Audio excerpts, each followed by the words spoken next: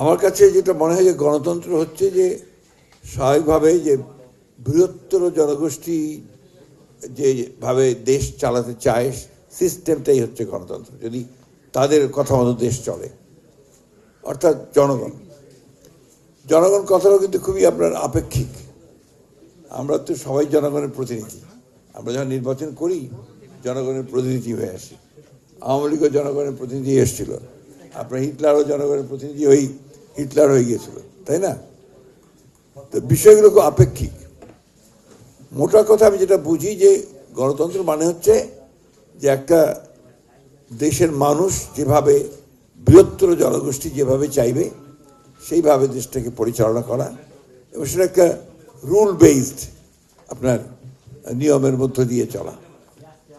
এটা আপনার মূলত নির্ভর করে যে আপনার কিভাবে আপনি এটাকে চর্চা করছেন। গণতন্ত্র আসলে একটা সংস্কৃতি। আপনার চিন্তা ভাবনা চলাফেরা সব কিছুর মধ্যেই যদি এর প্রতিফলন না থাকে তাহলে গণতান্ত্রিক হওয়া যায় না, গণতন্ত্র রাষ্ট্র গঠন করা যায় না। It's not possible.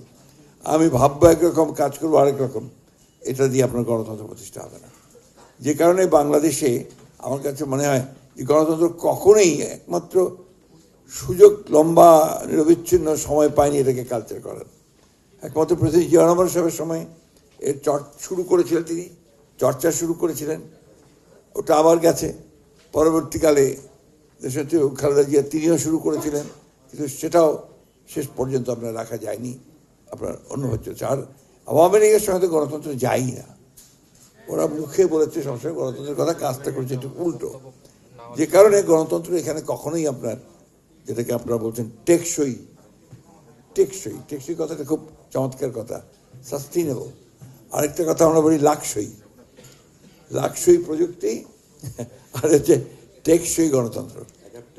আজকে 5 মাসও হয়নি এই সরকারের, এখনই বলছি যে সরকার ব্যর্থ। এটাকে আপনি গণতন্ত্রের কোন জায়গায় ফেলবেন? এটা আসলে এত অসহিষ্ণুতা, ভীষণভাবে অসহিষ্ণুতা। এই অসহিষ্ণুতা নিয়ে কখনো আপনার গণতন্ত্রকে টেকসই করা সম্ভব হবে না।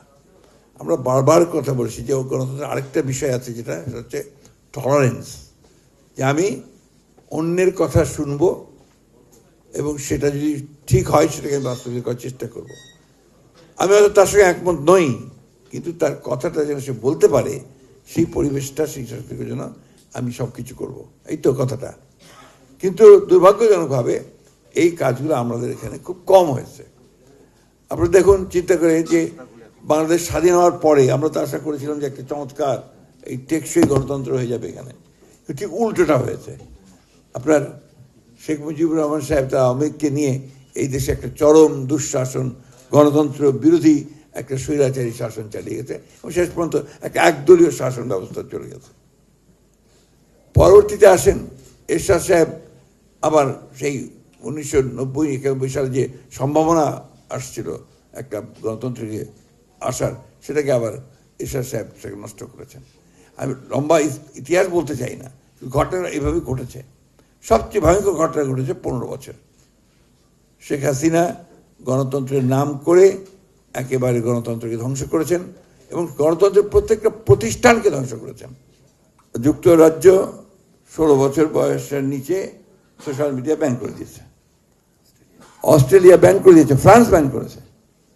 তাহলে দেখুন কি ভয়াবহ রকমের আক্রমণ হচ্ছে এই সোশ্যাল মিডিয়ার মাধ্যমে, যে আপনার একেবারে বন্ধ করে দিতে হচ্ছে এত শক্তিশালী মাধ্যমকে। কিন্তু উপায় নেই, কারণ সব ধ্বংস হয়ে যাচ্ছে। তো এই জায়গায় অতি দ্রুত, অতি অল্প সময়ের মধ্যে সরকার সব কিছু ঠিক করে ফেলবে, এটা মনে করার তো কোনো কারণ নাই। আর এই সরকার যে একটা ট্রানজিশনের মধ্যে দিয়ে এসছে, আপনার বিএনপিকে সবসময় আপনাদের মনে রাখতে একটা কথা, বিএনপির একটা আমি কি বলবো, এটা একটা ডেস্টিনি বোধ হয়, যে বিএনপি সবসময়ই আপনার একটা ধ্বংসস্তূপ পায়।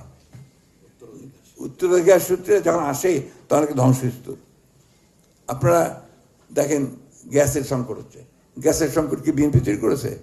লাস্ট গভর্নমেন্ট একটা এক্সপ্লোরেশন করে নাই, একটা আপনার এক্সপ্লোরেশনের দিকে যায় নাই। এবং যে সিস্টেম তৈরি করেছিল যে ইম্পোর্ট ছাড়া আর কোনো কিছু করা যাবে না অবস্থা, গোটা ইকোনমিটাকে সেভাবে তৈরি করেছিল। আপনার এনিওয়্যার আপনি যাবেন, এর কেসে আপনারা সবাই জানেন বিদ্যুতের ক্ষেত্রে কি হয়েছে। এই সমস্ত আপনার ওই কুইক রেন্টাল পাওয়ার হাউস নিয়ে এসে ধ্বংস করে দিয়েছে, এখন সে বিদ্যুৎ নিয়ে আমাদের সমস্যা পড়তে হচ্ছে। ব্যাংকগুলো শেষ হয়ে গেছে, কিচ্ছু নাই এগুলো, লক্ষ লক্ষ, আপনারা আমার চেয়ে ভালো জানেন স্বাভাবিক। এখন ওই ব্যাংকগুলোকে ঠিক করতেই তো আপনার অনেক সমস্যা তৈরি হচ্ছে। যাই হোক, আপনার সময় হয়ে আসছে, আমি বক্তব্য শেষ করব। আমি শুধু এই কথা বলতে চাই, আপনারা অস্থির হবেন না, এবং আপনারা ধৈর্যটাকে রাখতে হবে, সহনশীলতা রাখতে হবে, নাহলে গণতন্ত্রকে কখনোই এগিয়ে নেওয়া যাবে না।